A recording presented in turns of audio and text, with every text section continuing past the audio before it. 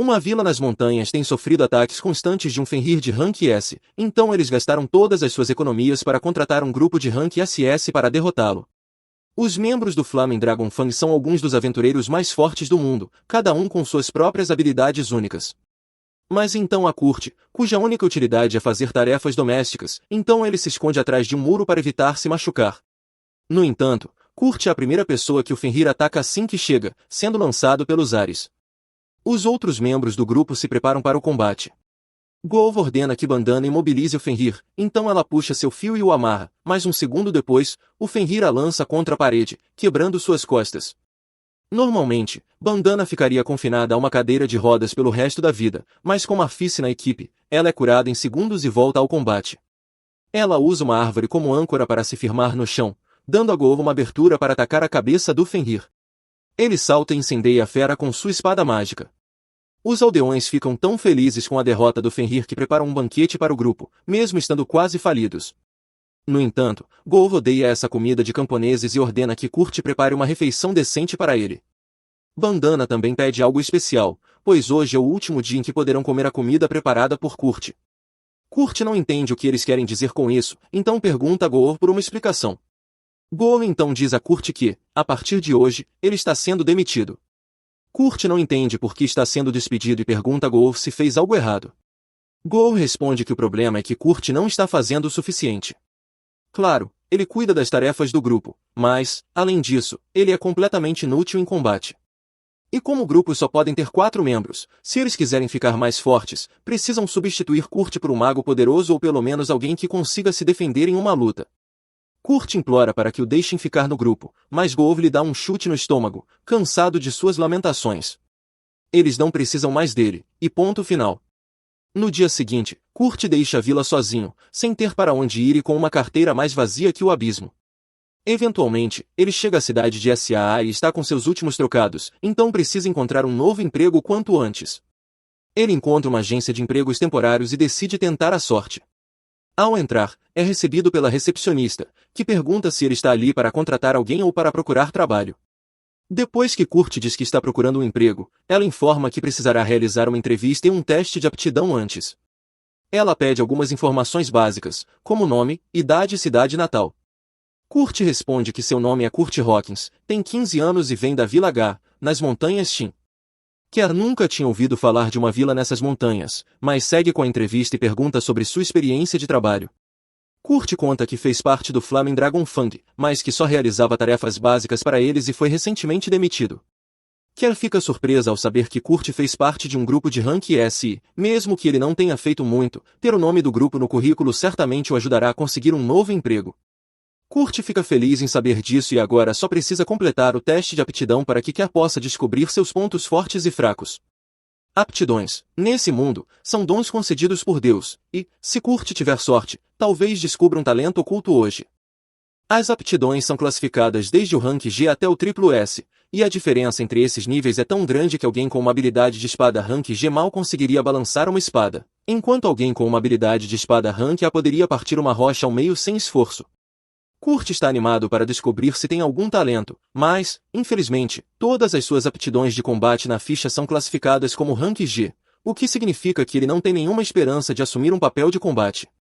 Ele imediatamente perde as esperanças, mas Kerr lhe diz que ainda pode ter uma boa aptidão para alguma profissão, como alquimia ou ferraria. No entanto, o técnico responsável por esses testes está de férias, então Kurt terá que voltar na próxima semana para ser avaliado. Kurt diz a ela que não pode esperar tanto tempo, pois está a um pão de distância de ficar sem dinheiro, e precisa desesperadamente encontrar um emprego hoje.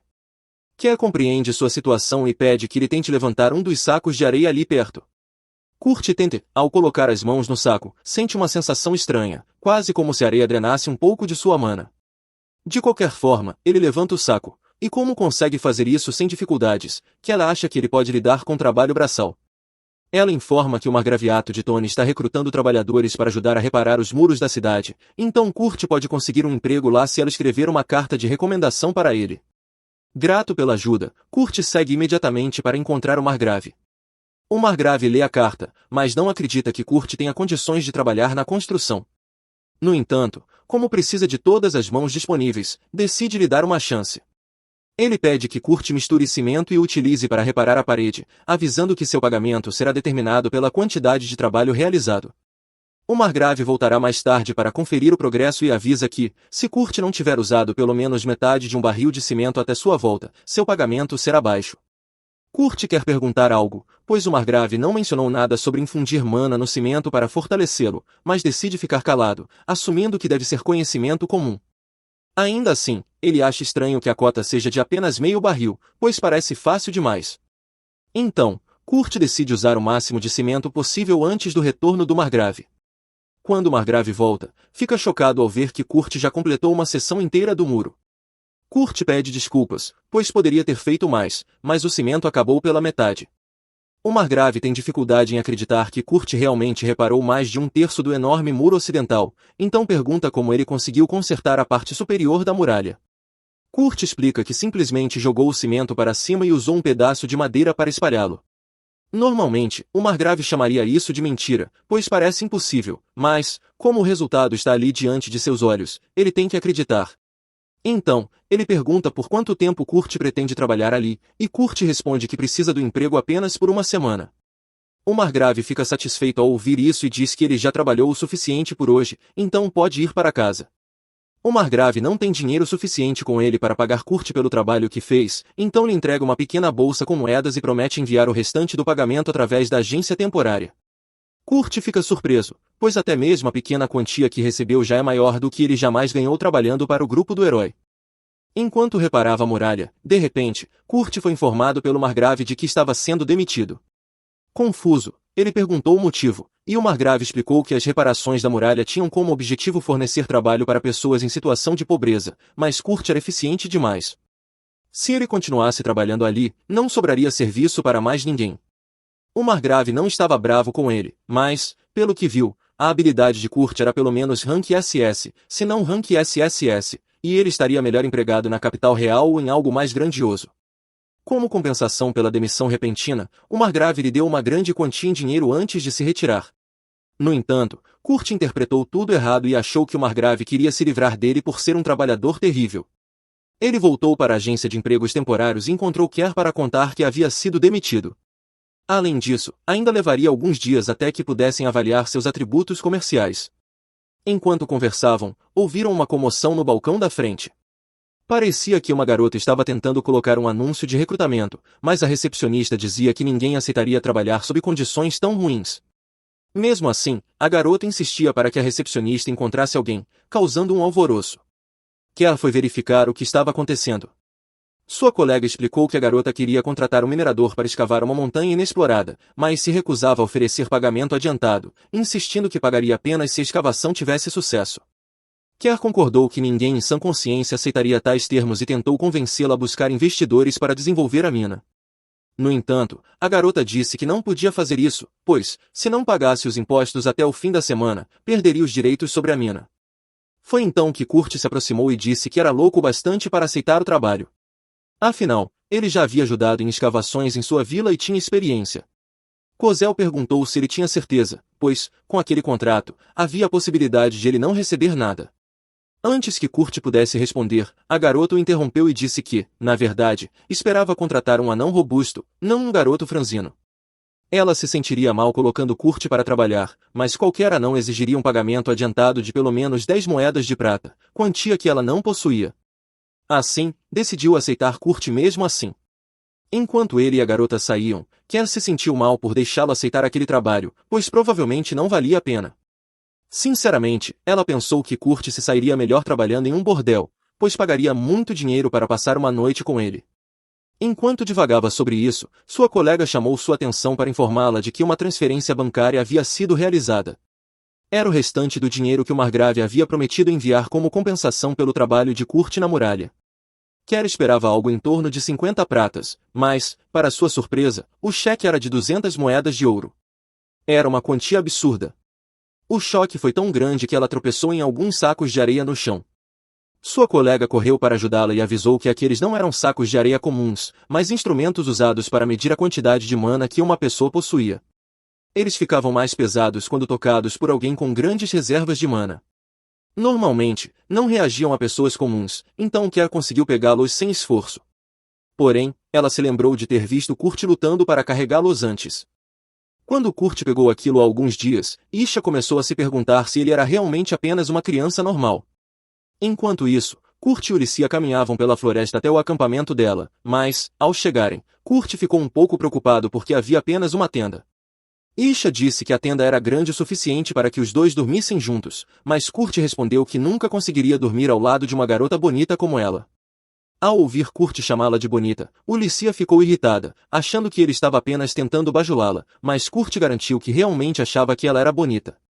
Isha percebeu que Kurt estava sendo sincero, então desistiu da discussão e lhe entregou uma batata para o jantar. Era apenas uma batata cozida simples, mas fazia tanto tempo que ninguém cozinhava para Kurt que ele realmente apreciou o gesto. Além disso, ficou grato pelo fato de Ulissia estar sentada com ele para comer, já que Goove e os outros do grupo dos heróis sempre se recusavam a deixá-lo comer no mesmo cômodo que eles. Mais tarde naquela noite, Kurt e Ulissia foram dormir, mas Kurt estava tendo dificuldades para pegar no sono porque Ulissia tinha ido para a cama apenas de roupa íntima. Ele percebeu que nunca conseguiria dormir daquele jeito, então decidiu sair da tenda e dormir do lado de fora. Assim que ele saiu, Ulissia abriu os olhos, pois estava apenas fingindo dormir. Ela propositalmente foi para a cama de roupa íntima para ver se Kurt era o tipo de pessoa que a atacaria enquanto dormia, mas agora sabia que ele era um bom rapaz. Na manhã seguinte, Ulissia acordou e saiu da tenda. Encontrou Kurt dormindo encostado em uma árvore e se sentiu um pouco mal por tê-lo feito dormir do lado de fora. No entanto, ao se aproximar, notou que sua jaqueta estava consertada. Quando Kurt acordou, ela perguntou se foi ele quem a costurou, e ele confirmou. Impressionada com o talento dele para a costura, Ulissia começou a se perguntar se ele também seria realmente bom em mineração, mas já era tarde demais para procurar outra pessoa, então o melhor era começar logo o trabalho. Kurt perguntou se ela já tinha decidido um local para minerar, mas Ulissia respondeu que apenas cavaria em lugares aleatórios e torceria para encontrar minérios valiosos. Kurt disse que ela nunca encontraria nada daquele jeito e que conhecia um método muito mais eficiente. Ele levou Ulissia para uma parte da montanha e, depois de observar o terreno por um momento, encontrou uma rocha cheia de pedras preciosas. Ulissia ficou chocada com a facilidade com que ele encontrou aquilo, e, em poucos minutos, Kurt localizou todas as gemas daquela região da montanha. Ela mal conseguia acreditar, pois, se vendesse todas aquelas pedras, poderia pagar sua dívida. No entanto, Kurt disse que ela não podia vendê-las. Ulissia achou que ele estava certo, já que Kurt foi quem as encontrou, então ele teria direito ao dinheiro. Mas esse não era o ponto de Kurt e ele estava apenas tentando explicar que as pedras seriam muito mais valiosas se ele as transformasse em cristais mágicos primeiro. Ulissia ficou preocupada com essa ideia, pois, segundo ela, havia apenas 10 magos em todo o reino habilidosos o suficiente para transformar gemas em cristais mágicos. No entanto, enquanto ela falava, Kurt já havia terminado de transformar uma pedra em um cristal mágico. Ulissia ficou sem palavras, pois Kurt não apenas criou um cristal mágico, mas fez isso instantaneamente, quando até mesmo os magos mais experientes levavam pelo menos uma hora para criar um único cristal. Depois de transformar todas as pedras em cristais, Kurt permitiu que Ulissia fosse vendê-los. Ela então partiu para a cidade, enquanto ele permaneceu na montanha, pois ainda tinha algumas coisas a fazer. Ulissia foi até a agência alfandegária da cidade e disse que queria vender alguns cristais mágicos na capital real, mas os cristais mágicos eram extremamente valiosos. O agente da alfândega perguntou a Ulissia onde ela conseguiu aqueles cristais. Não havia como ele acreditar se ela dissesse que um garoto aleatório os criou, então ela mostrou seu emblema da família real para que ele parasse de fazer perguntas. Isso era, na verdade, um blefe, já que ela deixou de trabalhar para a família real há algum tempo, mas eles simplesmente esqueceram de recolher seu emblema. No entanto, funcionou, e o agente permitiu que ela usasse o círculo de teletransporte para ir até a capital. Ao chegar lá, Ulissia foi direto para a loja de uma velha amiga e informou a Mimiko que tinha algumas gemas mágicas para vender. Mimiko deu uma olhada nelas, e à primeira vista, não pareciam valer muito. No entanto, após uma inspeção mais cuidadosa, percebeu que continham 10 vezes a quantidade normal de mana, tornando-as incrivelmente valiosas. Mimiko determinou que cada cristal valia 10 moedas de ouro. Ulissia ficou sem palavras ao perceber que Kurt havia lhe dado 50 desses cristais, e Mimiko casualmente lhe entregou uma bolsa contendo 500 moedas de ouro. Antes que Ulissia pudesse sair, Mimiko fez 2 pedidos. Primeiro, queria que Ulissia prometesse vender cristais como aqueles exclusivamente naquela loja, pois seria um desastre se cristais tão poderosos começassem a circular sem controle. Em segundo lugar, queria saber o nome da pessoa que os criou. Ulissia concordou com a primeira condição, mas disse que não podia revelar a identidade do criador dos cristais sem a permissão dele. Mimiko, sendo uma maga da corte da família real, tentou usar sua posição para obrigar Ulissia a revelar a informação. No entanto, como Ulissia não trabalhava mais para a realeza, não tinha obrigação de obedecer. Percebendo que não conseguiria arrancar a verdade dela, Mimiko ao menos pediu que garantisse que esse misterioso mago não fugisse para outro reino. Além disso, queria que Ulissia dissesse a ele que, caso aceitasse trabalhar para a família real, ela estava disposta a conceder-lhe o título de conde, além de acesso total ao laboratório de pesquisa real e todos os seus benefícios. Ulissia então deixou a loja de Mimiko e, na manhã seguinte, retornou à montanha para encontrar Kurt. No entanto, ao chegar lá, ficou chocada ao descobrir que, no tempo em que esteve fora, Kurt havia construído uma casa inteira. Deixando isso de lado, Ulissia explica que uma amiga quer contratar Kurt como mago real. Se ele aceitar a posição, será tratado como nobre, garantindo um bom salário e benefícios. Mesmo assim, Kurt acha difícil acreditar que estão realmente lhe oferecendo um cargo tão impressionante, mas Ulissia garante que a oferta é genuína. Ela pergunta o que ele quer fazer, mas Kurt diz que vai recusar.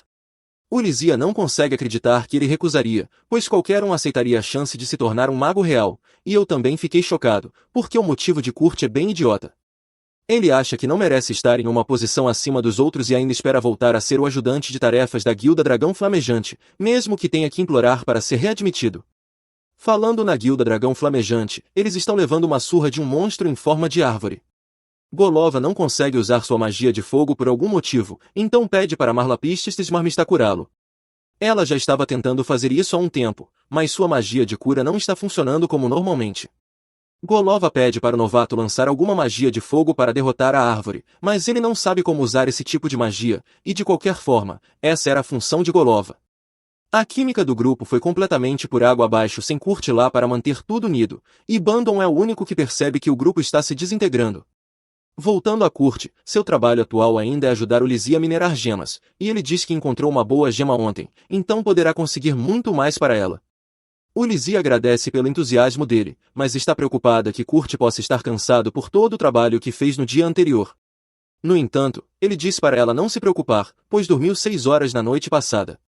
Ulissia fica chocada ao ouvir isso e começa a fazer cálculos mentais para entender como Kurt conseguiu construir uma casa inteira e ainda assim dormir 6 horas. Mas Kurt interpreta isso como se Ulissia estivesse brava por ele ter dormido demais, então se desculpa e diz que vai compensar sua preguiça. Ulissia realmente precisa explicar a força de Kurt para ele em algum momento, mas ela não faz ideia de como abordar o assunto. Então, os dois apenas seguem para minerar mais.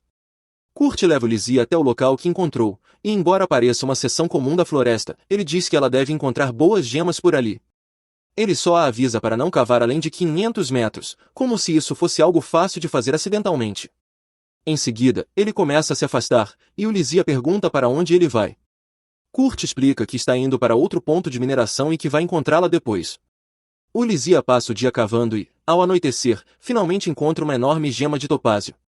Ela havia depositado todas as moedas de ouro das gemas mágicas na conta de Kurt, já que ele foi quem as encontrou. Mas como foi ela quem encontrou essa, poderá usar o lucro para pagar seus impostos. Ela até poderia convencer Kurt a transformar essa gema em uma mágica para lucrar ainda mais, mas decide não fazer isso porque não quer se aproveitar da gentileza dele. Falando em Kurt, ela decide ir ver como ele está. Pelo que viu dele até agora, já esperava que ele exagerasse, mas não esperava que ele tivesse construído um sistema inteiro de túneis em apenas 8 horas. Kurt eventualmente aparece e diz a Ulissia que, infelizmente, conseguiu encontrar apenas um pouco da gema que estava procurando. Todo o resto que achou eram apenas pedras inúteis, então pretende jogá-las fora assim que terminar ali. Ulissia dá uma olhada no carrinho de pedras e elas parecem bonitas demais para serem inúteis, então pergunta o que são. Kurt explica que são minérios de mitril. Mas, na vila de Kurt, a mitril era tão comum nas minas que eles normalmente apenas jogavam fora sempre que encontravam alguma. Ulissia ficou sem palavras com o que acabou de ouvir, além de querer saber de que tipo de vila Kurt veio, ela pergunta qual gema ele estava procurando, afinal, se ele considera mitril como lixo. Kurt então tira uma pequena rocha do bolso e diz que estava procurando oricalco, mas só conseguiu o suficiente para encher uma caixinha. Oricalco é conhecido como metal dos deuses, então até mesmo um grama dessa substância vale milhões, e Kurt simplesmente encontrou uma caixa cheia, como se não fosse nada. Ulissia nem sabia que oricalco podia ser encontrado em lugares assim, mas Kurt comenta, dá para minerar em qualquer lugar, só precisa cavar 8 quilômetros de profundidade para alcançar.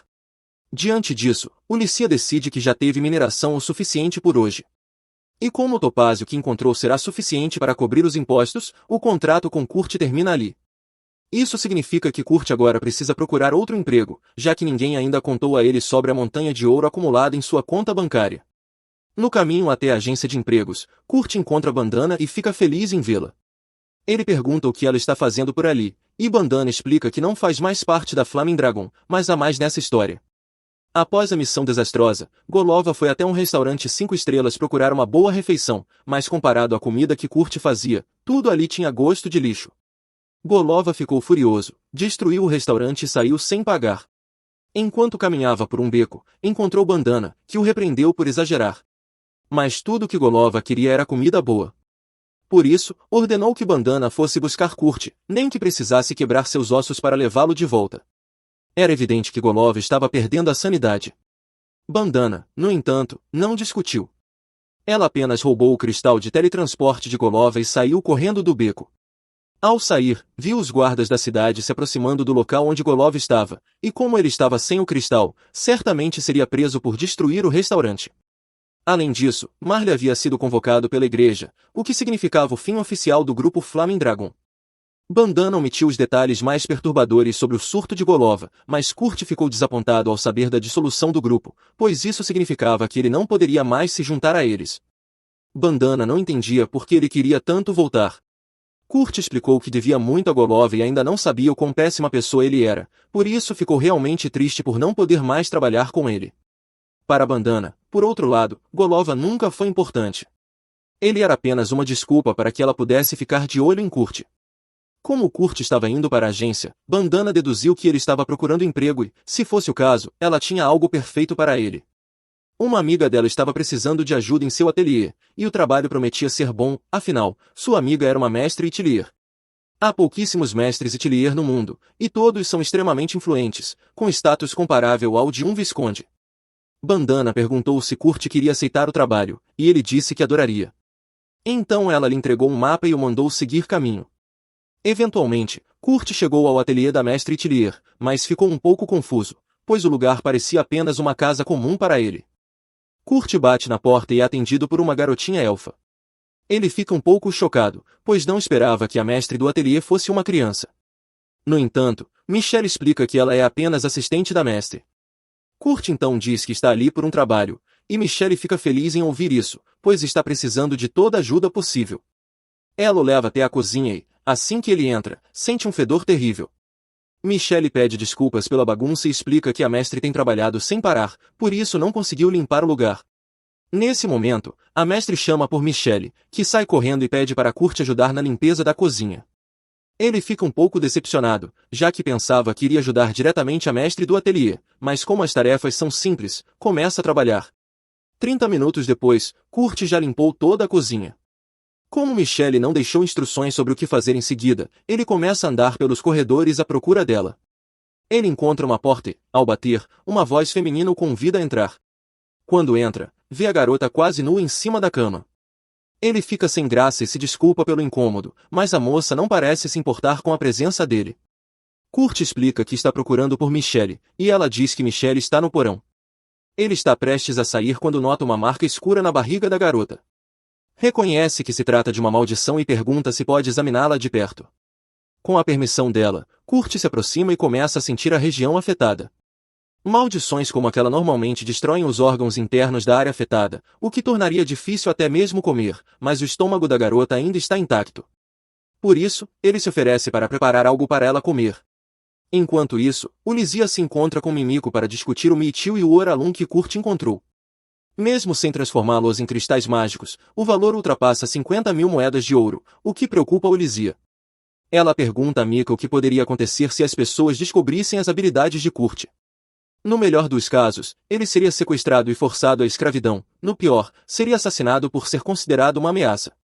Mimiko pergunta o que Ulissia pretende fazer com Kurt, e ela revela que está considerando transformá-lo em um mestre de ateliê. Assim, ele teria poder suficiente para que ninguém tentasse explorá-lo, e ela poderia atuar como sua guarda-costas.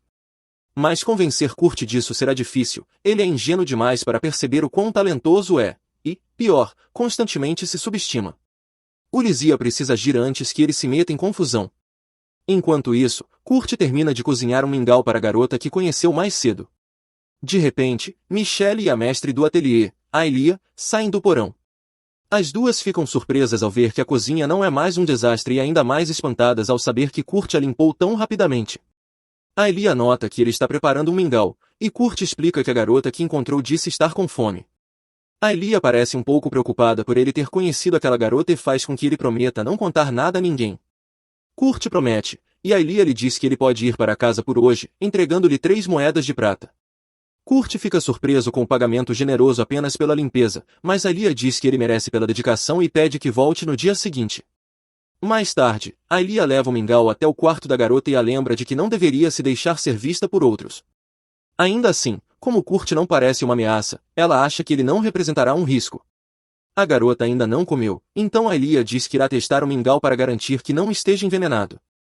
No entanto, ela se recusa, afirmando que, mesmo tendo conversado com Kurt por pouco tempo, sua intuição diz que ele é uma boa pessoa. Além disso, não faria sentido envenená-la agora, quando a maldição já está tão avançada. Ela passou a vida toda desconfiando de todos ao seu redor e, pela primeira vez, quer confiar plenamente em alguém.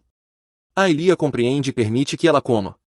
Porém, ao dar a primeira colherada, a garota começa a suar muito e cai no chão. Aelia pensa que Kurt realmente a envenenou e se prepara para caçá-lo, mas de repente a garota se levanta dizendo que está bem, melhor do que nunca, na verdade, porque a maldição foi quebrada. Aelia não consegue entender como isso foi possível, já que uma maldição daquele tipo não é fácil de remover, mas não há dúvidas de que foi o alimento de Kurt que causou isso. Nesse mesmo momento, a organização secreta responsável por lançar a maldição em Lê se reúne, pois acabam de descobrir que ela foi quebrada. Eles esperavam matá-la à distância com a maldição, mas agora precisarão recorrer a medidas mais drásticas. Naquela noite, Aelia e Lê vão até a loja de Mimico, pois tem algo urgente a tratar. Lê retira o capuz, e assim que Mimico e Ulysses veem seu rosto, reconhecem-na como a terceira princesa da nação. Aelia explica que uma poderosa maldição foi colocada em Lê numa tentativa de assassinato. Elas ainda não sabem quem está por trás disso, mas Lê é a única filha entre o rei e a princesa Fran do reino Gurumaku, o que faz dela um símbolo de paz entre as duas nações, e Selma claramente está tentando provocar uma guerra. Mimico fica aliviada por Lê estar bem, mas surpresa ao saber que ela quebrou uma maldição tão poderosa. Lê, então, esclarece que não fez isso sozinha, foi um homem chamado Kurt quem a libertou. Ao ouvirem o nome dele, Mimico e Ulysses entram em pânico. Uli ainda tem dificuldade em acreditar que a maldição que assombrava ali há anos foi desfeita com uma tigela de mingau. Agora ela já sabe que Kurt é capaz de coisas malucas, mas ela literalmente o deixou sozinho por meio-dia e ele acabou salvando a princesa. Eles vão recompensar Kurt pela ajuda em algum momento, mas antes disso, Mimico acha importante rastrear quem foi o responsável pela maldição. Normalmente, há feitiços anti-maldição no quarto de Lisa, então alguém deve ter mexido neles antes que ela fosse amaldiçoada. Apenas 3 pessoas no reino tinham acesso ao quarto de Lisa na época: o filho de Riscats, o general da Força de Expedição Real, Trista Mainol, o bispo da igreja, Isidora, a terceira rainha do reino. No entanto, eles não podem sair fazendo acusações sem provas, então precisarão de evidências concretas antes de agir. Aelia sugere que montem uma armadilha para atrair o culpado, e ela já tem a ideia perfeita em mente. Lee acabou de completar 15 anos recentemente, então, pelas tradições reais, ela precisa sair de casa e treinar por 1 ano. As pessoas por trás da tentativa de assassinato com certeza tentarão alcançá-la novamente, então Aelia planeja criar um falso mestre de ateliê e dizer que Lee foi enviada para treinar lá. Os assassinos provavelmente tentarão obter informações sobre o mestre do ateliê para planejar um ataque. Quando fizerem isso, cairão direto na armadilha de Aelia. Mas para isso, precisam encontrar alguém com boas conquistas para interpretar esse mestre falso, e Ulysses tem a pessoa perfeita em mente. Ela mostra a Aelia um dos cristais mágicos que Kurt fez, e assim que Aelia o vê, não tem dúvidas de que é o cristal da mais alta qualidade que já viu. Falando em Kurt, no dia seguinte ele voltou à casa de Aelia para trabalhar, mas quando chega lá, vê um bilhete na porta dizendo que ela não está. Ele então encontra Michelle e pergunta o que está acontecendo, e Michelle explica que, depois que ele foi embora ontem, Aelia saiu de repente com Lee e não voltaram desde então. Infelizmente, isso significa que não há trabalho para Kurt hoje, então ele sai decepcionado e vai até a guilda comer alguma coisa. Enquanto está comendo, houve uma conversa na mesa ao lado. Um grupo está em pânico porque seu carregador ficou doente, e sem ele não conseguirão cumprir a próxima missão. Eles não têm tempo para anunciar a vaga, então provavelmente terão que cancelar tudo. Kurt pensa um pouco e tem certeza de que pode fazer o trabalho de carregador, então se aproxima da mesa e se apresenta. Ele diz que ouviu a conversa e, apesar de ser péssimo em combate, acredita que pode ser útil ao grupo como carregador. Stina debocha da ideia de Kurt se tornar o carregador deles, dizendo que um garoto franzino como ele nunca aguentaria tanto esforço. Quem dá um tapa na cabeça dela e se desculpa com Kurt pelo comportamento rude da irmã, mas também acha que Kurt não conseguiria lidar com o trabalho. É uma função que exige muito fisicamente, especialmente porque o grupo está atrás de golems que pesam mais de 200 kg. No entanto, Kurt diz que pode carregar 200 kg facilmente. Para provar, ele levanta Danzo e Ken ali mesmo, sem esforço, mesmo com Ken vestindo mais de 150 kg de armadura. Kurt definitivamente provou que é capaz, então o grupo concorda em contratá-lo como carregador. Enquanto vão para o local da missão, todos se apresentam adequadamente para Kurt. Ken é o guerreiro pesado do grupo, mas apesar de carregar uma espada, costuma lutar apenas com os punhos. Danzo é um samurai e Stina é uma arqueira. Também há outro integrante na equipe, mas ele está resfriado, por isso precisaram de Kurt para substituí-lo naquele dia. Eles dizem que estão felizes por tê-lo na equipe e Kurt agradece por darem uma chance a um inútil como ele. O grupo não entende muito bem o que ele quer dizer, já que alguém incompetente não conseguiria agachar com 400 kg como se fosse aquecimento, mas eles acham que é só o senso de humor de Kurt. O grupo continua andando, mas de repente Kurt grita porque acabou de ser atacado.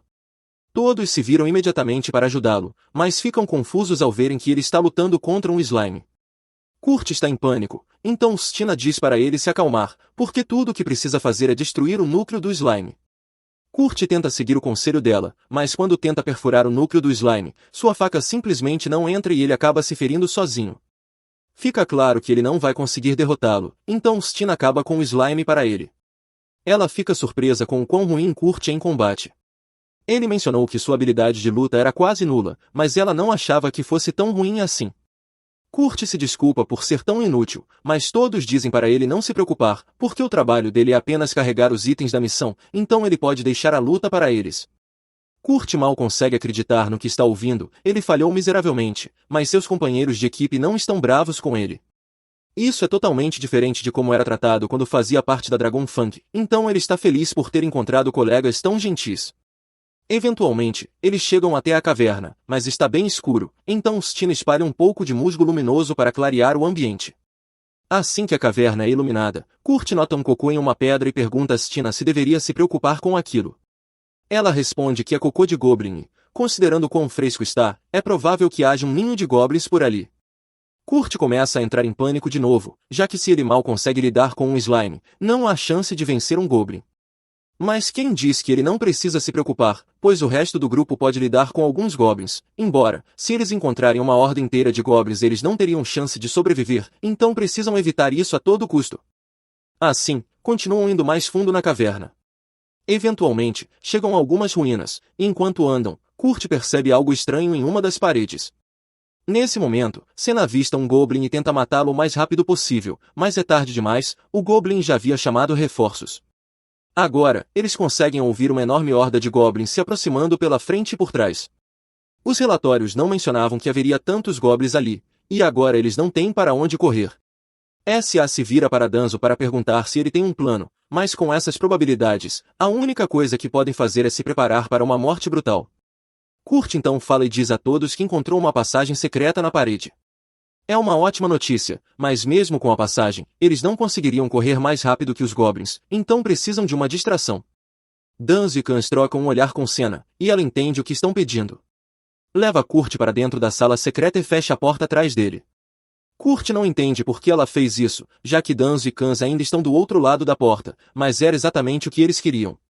Kans diz a Kurt que os goblins os rastreariam se todos fugissem juntos, então ele e Danzo vão tentar atraí-los para longe e ganhar tempo para que Kurt e Senna escapem. Kurt não quer deixá-los para trás, mas Senna diz que não podem voltar. Ela também não quer abandonar seus colegas, mas Kurt não tem nenhuma habilidade de combate e as habilidades de luta dela são medianas, então eles só os atrapalhariam. Além disso, ela diz que tem certeza de que Danzo e Kans vão encontrar uma forma de sobreviver, o que era puro otimismo, já que Danzo e Kans sabem que vão morrer ali. No entanto, eles não se arrependem da decisão, pois morrer para proteger os amigos é a maior honra que um guerreiro pode ter. Senna diz a Kurt que precisam continuar, então espalha um pouco de musgo luminoso pela área para procurar uma saída. Mas, para seu horror, descobre que aquilo não é uma sala secreta comum, é uma sala de chefe, e agora estão presos ali com um dragão de ferro. Enquanto isso, de volta à cidade, Lee quer encontrar Kurt novamente e pede a Ulissia para levá-la até a estalagem dele. Depois que Ulissia arromba a porta, ela e Lee entram no quarto de Kurt, mas para surpresa delas, ele não está lá. De repente, ouvem uma voz dizendo que, se estão procurando Kurt, ele foi em uma missão nas cavernas do Nordeste. Ulissia não faz ideia de quem está falando, então corre para fora do quarto para confrontar essa pessoa, mas quando chega lá fora, Ben já desapareceu. Ela fica confusa com o que aconteceu, mas sabe que Kurt realmente está nas cavernas do Nordeste, o que significa que pode estar em grande perigo. Pelo que Ulissia sabe, um programa de treinamento para caçar goblins foi realizado recentemente perto dessas cavernas, então alguns goblins sobreviventes podem ter formado um ninho por lá. Ulissia diz a Lee para esperar ali, pois vai ajudar Kurt. Mas Lee diz que quer ir também. Ulissia não acha que isso seja uma boa ideia, já que levar uma princesa para dentro de uma caverna cheia de monstros não é exatamente seguro, mas Lee vem treinando magia desde pequena e está confiante de que pode se defender. Além disso, Ulissia deveria estar protegendo-a, então seria imprudente deixá-la sozinha. Ulissia acaba concordando em levá-la, então as duas seguem para a caverna. Pelo musgo luminoso fresco nas paredes, percebem que alguém esteve ali recentemente. Lee lança um feitiço de aprimoramento sensorial em si mesma, e Ulissia pensa que ela vai tentar escutar sinais de Kurt, mas Lee se ajoelha e começa a farejar o chão. Ela só esteve com Kurt por uns 10 minutos, mas isso foi tempo suficiente para memorizar o cheiro dele. Depois de farejar um pouco mais, ela capta o cheiro de Kurt e também houve uma luta acontecendo naquele corredor. Ela alerta Ulissia e a impulsiona com um feitiço de aumento de atributos para ajudá-la na luta. Danzo e Cães têm resistido bem contra os goblins por um tempo, mas não vão aguentar muito mais. Felizmente, antes que algum deles sofra ferimentos mortais, Ulissia aparece e derrota todos os goblins com um único golpe. Enquanto isso, dentro da sala secreta, Senna cai de joelhos em desespero, pois não há como vencer um golem dragão. Ela pede desculpas a Kurt por tê-lo arrastado para aquilo, já que agora os dois vão morrer ali. Mas Kurt diz que não há com o que se preocupar, pois já lidou com vários desses antes. Ele começa a caminhar em direção ao dragão e, quando está prestes a atacá-lo, salta no ar e pousa em sua cauda. Kurt então usa sua adaga e, com um leve toque, corta completamente a cauda do dragão. Em seguida, faz o mesmo com todos os membros do monstro. Senna mal consegue acreditar que o cara que não conseguia nem matar um slime agora está derrotando um dragão com tanta facilidade. Ela fica até um pouco assustada, mas Kurt não entende por que, para ele, minerar golems é algo normal.